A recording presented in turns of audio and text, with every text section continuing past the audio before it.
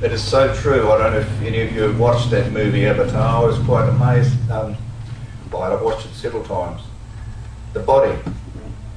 I went to, there's a few funerals that have happened recently. A good friend of mine, I went across to New Zealand to his funeral, left a massive legacy, and the legacy goes on and on and on. The people he got saved through his ministry will be saving others and healing others, and so he's up there now, but his legacy and his reward is getting greater and greater and greater and greater until such time as the Lord ends it all. And his legacy comes out of that. What we do in our walks, what we do with what we have, is so extremely important for eternity. To glorify God. We are here to glorify Him. King Solomon said after the book and all the Proverbs and his life of 40 years and 1,000 women that he had in his life,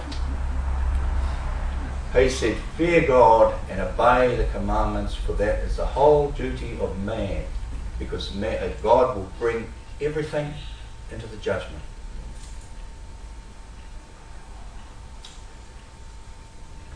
The light shone in the darkness, and the darkness did not comprehend it.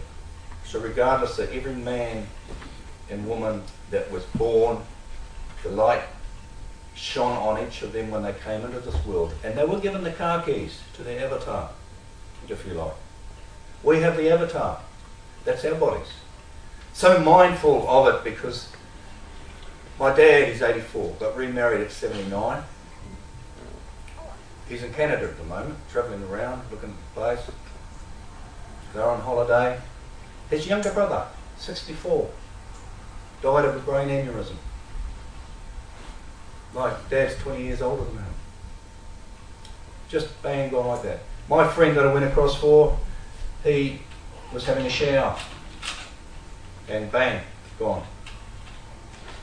God holds the button in your life. And it doesn't matter how fit you are, it doesn't matter how rich or poor you are, or how intelligent you are, the day will come and it's orchestrated and set up in your book up there when your light gets turned off down here and you leave the avatar behind. I was standing there, I went to see him before, my mate before he was, before the funeral the day before, and he had his hat on, he had a hat collection like mine.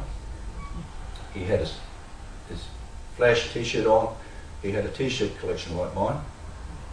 And he was in the box, and it's the tent left behind.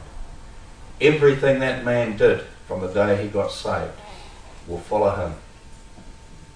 And that's his reward. You see, this in the beginning was the Word. And this is very interesting, this stuff. And then back in Genesis, the book of Genesis, it says, in the beginning God created the heavens and the earth. Now we acknowledge that this is God's book. A book of remembrance was written. God has a language. There was a language, only one language actually before the flood. There weren't several. Several languages came after the flood, but before the flood there was one language. God had a language that He used to create the earth. Jesus Christ is head of all of that. He is the Word. But in the beginning it says, in Hebrew it says, Bereshit bara Elohim. And then it goes, it. Bereshit is in God, in the beginning. Bara is created. Elohim is God. It points towards something important, but it has no meaning itself. But it is made up of two letters of the Jewish alphabet, the Hebrew alphabet. Aleph is the first letter. Tav is the last letter of the Jewish alphabet. So it's no coincidence that it is sitting there right in the beginning of the Word. In the beginning, God created the components of the alphabet, the Alpha and the Omega, the beginning and the end. And right at the end he says, I am the Alpha and the Omega in Revelations. Now, isn't it interesting? Aleph and Tav. Aleph means the strong man or the leader. The strong man or the leader. Every letter of the alphabet has a meaning in the interesting early Hebrew, Paleo-Hebrew. The first one was a picture. They were originally pictures. Aleph was a picture of an ox skull, and it means ox or strength or leader. Tav, the last one, means the covenant. So Tav means the mark or the sign of the covenant, and it's like a cross in the Paleo-Hebrew. So right in the beginning, God created the components of the alphabet, and He is the breath of the Word of God, which is this book. The first letter that was used in here was Bereshit. So B is the second letter of the alphabet, or Beit. Interestingly enough, Beit means house. Now you can trace your whole life through the alphabet. There are 22 letters in the Hebrew alphabet. There are 22 chromosomes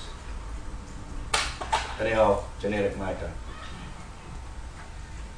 Now it's not by chance that when God created the alphabet and the heavens and the earth and the Word, that He wrote meaning into every part of this book that we read out of every Sunday and during the week, hopefully. Every letter has a major part in the book. The Hebrew never had numbers. They used the alphabet as in numbers. So Aleph was 1. Now, 1 cannot be divided. When He created Adam, He created it from the earth. The word earth in Hebrew is Adamah. So He created Adam out of the earth, Adamah. Adamah, if you put the letters together, there's vapor, blood, and man in that whole word. Vapor, blood, man. When you put Alpha, Aleph, and Beit, the second letter of the alphabet, you have the strong leader of the house. The next letter of the alphabet is Gimel, which is the foot of a camel.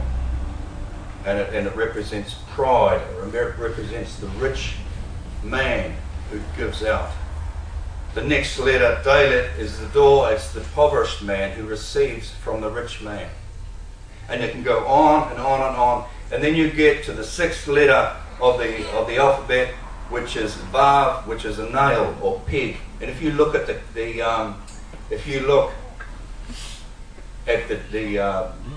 tabernacle, which was the tent, the Vavs are the hooks held up the walls right around.